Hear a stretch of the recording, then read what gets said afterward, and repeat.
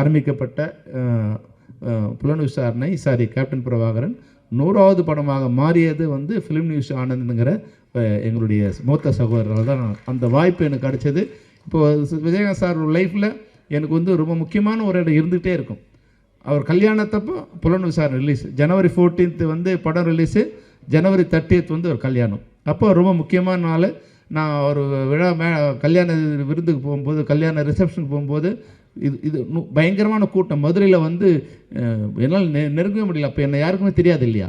ஆனால் டக்குன்னு வந்து விஜயகாந்த் வந்து அந்த இடத்துலேருந்து ஒரு 4 அடி முன்னாடி வந்து என்னை உள்ளே இழுத்தார். எங்கள் டைரக்டர் போனார். அப்போ என் கையில் இருந்த அந்த சின்ன கிஃப்ட் ஒன்று வாங்கிட்டு அது கீழே விழுந்துடுச்சு. Sir gift sir. வாப்பா நீ தான் என்னோடய பெரிய கிஃப்ட்டுன்னார். என்னை கூப்பிட்டு பக்கத்தில் நிற்கிற வச்சுனாரு. இன்னைக்கு வந்து நான் தலை நிமிர்ந்து வந்து இந்த சந்தோஷமாக கொண்டாடுறேன்னா அதுக்கு நீ ஒரு முக்கிய காரணம்ப்பா. ஒருவேளை அந்த படம் சரியா இல்லாமல்